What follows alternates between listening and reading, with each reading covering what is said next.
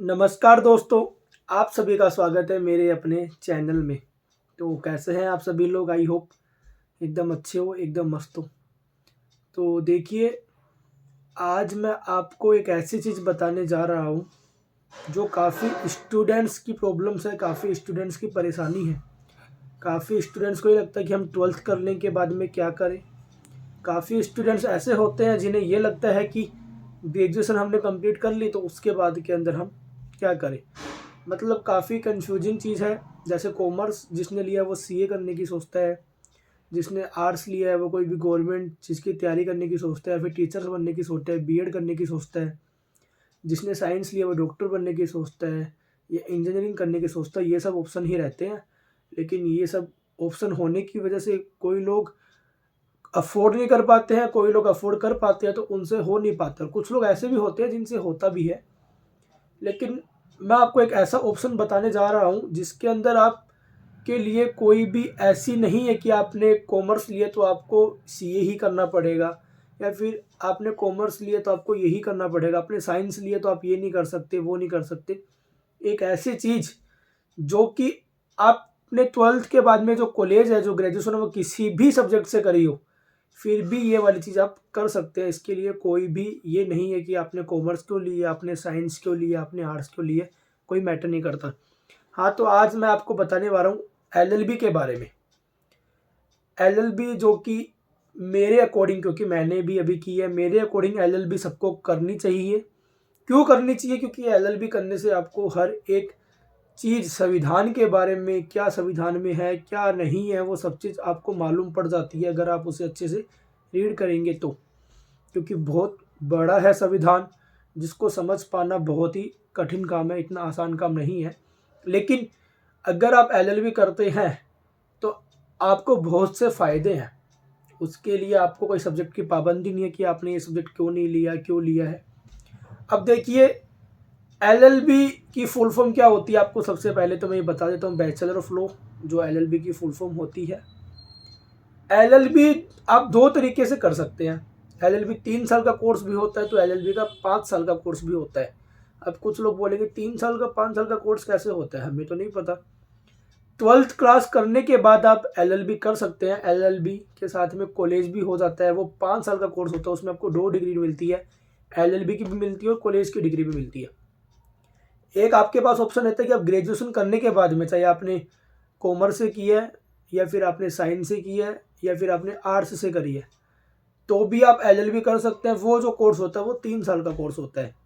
मेरे अकॉर्डिंग जो बेस्ट रहता है वो रहता है कि आप ग्रेजुएशन करने के बाद में एलएलबी करें, ताकि वो चीज़ सही रहेगी। ग्रेजुएशन के बाद आप एलएलबी करेंगे तो आपको कॉलेज में एग्ज़ाम कैसे रहते हैं उसके बारे में आइडिया लग जाएगा। उसके बाद आप एलएलबी के अंदर आएंगे तो आपको लिखना कैसे है, कॉलेज के अंदर कैसे एग्ज़ाम होते हैं, वो सब चीज़ आपको ग्रेजुएशन में करके आएंगे तो आपको इसी सब चीज़ों का आइडिया अच्छे से रहेगा। तो देखिए, अब आपको मैं बता देता हूँ एलएलबी के बारे में कि एलएलबी में क्या होता है, क्या नहीं होता है। देखिए, एलएलबी 3 साल का होता है ग्रेजुएशन करने के बाद में, जिसमें 27 सब्जेक्ट होते हैं। मतलब कि हर साल 9 पेपर लगते हैं। टोटल 9 × 3 27 पेपर 3 साल में आपको देने पड़ते हैं। 900 नंबर का पेपर होता है, मतलब एक पेपर 100 नंबर का होता है, तो 9 पेपर 900 नंबर के होते हैं। 48% मिनिमम मार्क्स, पासिंग मार्क्स इसके अंदर कंपलसरी है। एवरेज में आपके 48% होने ही चाहिए। एलएलबी में एडमिशन कराने के लिए आपको ग्रेजुएशन के अंदर 45% मार्क्स मिनिमम होनी चाहिए। अगर आपके 45 परसेंटेज नहीं है तो आप एलएलबी नहीं कर सकते। अगर आपके 45 परसेंटेज है या उससे ऊपर है तो आप एलएलबी कर सकते हैं। और एलएलबी के अंदर भी 48% मार्क्स, पासिंग मार्क्स कम से कम चाहिए। अगर 48% मार्क्स से कम नंबर आते हैं तो आप पास नहीं होते हैं। अब एलएलबी में कौन से सब्जेक्ट होते हैं, कैसे क्या सब्जेक्ट होते हैं, आपको पूरी जानकारी एक मैं इस वीडियो के माध्यम से दे दूंगा। तो देखिए, एलएलबी जो फर्स्ट ईयर होता है एलएलबी का, उसमें जो 9 सब्जेक्ट होते हैं वो आपको बता देता हूँ। Contract first, contract second, law of tort रहता है, फैमिली लॉ रहता है फर्स्ट और family law second. Family law first रहता है वो हिंदू लॉ रहता है, सेकंड रहता है वो मुस्लिम लॉ रहता है। ठीक है। फिर कॉन्स्टिट्यूशन रहता है जो संविधान अपन जिसे बोलते हैं। फिर लीगल रेटिंग इंक्लूडिंग जनरल, मतलब कि अपना इंग्लिश रहता है, इंग्लिश के अंदर इंग्लिश भी इसके अंदर आता है।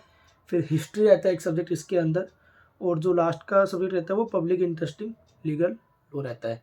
अब जो लास्ट वाला पेपर रहता है ये पेपर 80 नंबर का रहता है और 20 नंबर का इसके अंदर वाइवा रहता है, जो कि कॉलेज के अंदर आपका लिया जाता है। एक डायरी रहती है 4-5 पेज की, वो आपको भरनी पड़ती है और आप उसे कॉलेज में सबमिट कराते हैं और आपका वाइवा लिया जाता है। तो 20 नंबर में से आपको जो वाइवा में जो नंबर रहते हैं वो आपका भेज दिया जाता है। तो ये जो 9 तरह के सब्जेक्ट हैं ये LLB फर्स्ट ईयर में रहते हैं। अब अपन बात करते हैं LLB सेकेंड ईयर की, तो उसमें भी 9 सब्जेक्ट रहते हैं, वो भी 900 नंबर के पेपर रहते हैं। उसके अंदर आपको बता देता हूँ, जो सबसे पहला सब्जेक्ट है जुरिस्प्रूडेंस है, सेकंड लॉ ऑफ क्राइम रहता है, थर्ड ट्रांसफ़र ऑफ प्रॉपर्टी रहता है, फोर्थ कंपनी लॉ रहता है, जो कि आप ग्रेजुएशन अगर आपने कॉमर्स से की है तो आपको वो अच्छे से आप पढ़ सकते हैं। फिफ्थ पब्लिक इंटरनेशनल लॉ रहता है, सिक्स लेबर लॉ रहता है, सेवन्थ एडमिनिस्ट्रेटिव लॉ रहता है, 8 इंश्योरेंस लॉ रहता है और 9 प्रोफेशनल इथिक बार बेंच का रहता है। इसके अंदर भी जो 9 सब्जेक्ट है उसमें 80 मार्क्स का पेपर लगता है, 20 नंबर का वाइवा होता है। तो वही सेम जो फर्स्ट ईयर में प्रोसेस है वही सेम प्रोसेस इसके अंदर रहती है। LLB थर्ड ईयर भी वही 9 सब्जेक्ट का रहता है। इसमें पहला सब्जेक्ट रहता है वो लॉ ऑफ एविडेंस का रहता है, सेकंड जो सब्जेक्ट रहता है वो आपका क्रिमिनल का रहता है, थर्ड जो सब्जेक्ट रहता है वो लिमिनेशन एक्ट का रहता है, फोर्थ जो सब्जेक्ट रहता है वो आपका अर्बिएशन एंड अल्टरनेटिव डिस्प्यूट्स का रहता है, फिफ्थ सब्जेक्ट रहता है वो आपका लैंड लॉ का रहता है, सिक्स सब्जेक्ट रहता है वो इंटरप्रिटेशन स्टैटिक्स का रहता है, सेवन सब्जेक्ट रहता है वो इन्वायरमेंटल लॉ का रहता है जो पर्यावरण के बारे में रहता है, 8 सब्जेक्ट आपका क्रिमिनोलॉजी एंड पेनोलॉजी का रहता है और 9 सब्जेक्ट आपका ड्राफ्टिंग रहता है। इसके अंदर भी 9 सब्जेक्ट में 80 नंबर का पेपर होता है, 20 नंबर को आपका वाइवा रहता है। तो 9 सब्जेक्ट रहते हैं एक साल में, 3 साल में टोटल 27 सब्जेक्ट रहते हैं। मिनिमम पासिंग मार्क्स 48% आपको कंपल्सरी लाना पड़ता है। अब कुछ लोग बोलेंगे LLB करने से फ़ायदा क्या है, प्रॉफिट क्या है। देखिए LLB करने से आप एक वकील तो बन ही जाएंगे। अगर आप LLB अच्छे से करते हैं, पूरी नॉलेज के साथ करते तो आप कम से कम वकील बन जाएंगे। आप अपना स्टेट बार ऑफ काउंसिल में रजिस्ट्रेशन करा के आपके पास आपका रजिस्ट्रेशन नंबर आ जाएगा और आपको एक वकील की डिग्री मिल जाएगी। तो ये भी बहुत बड़ी बात है। कुछ नहीं करने से अच्छा तो आप कुछ पढ़ाई करिए, वकील करिए। वकील इतनी हाई लेवल की पढ़ाई है जिसके बारे में आपको बताने की ज़रूरत नहीं है। सेकंड, आप RGS की तैयारी कर सकते हैं, मजिस्ट्रेट जिसे बोलते हैं, जज जिसे बोलते हैं, उसकी भी आप तैयारी कर सकते हैं। आपको पता है तो जो राष्ट्रपति रहता है अपने देश का, उसको जो शपथ दिलाता है वो राष्ट्रपति के द्वारा, उसको जो शपथ दिलाता है वो मजिस्ट्रेट के द्वारा ही दिलाई जाती है। समझ गए मेरी बात। तो LLB का एक बहुत बड़ा ओहदा है। LLB के बाद भी ऑप्शन है, आप LLM भी कर सकते हैं, आप PhD कर सकते हैं।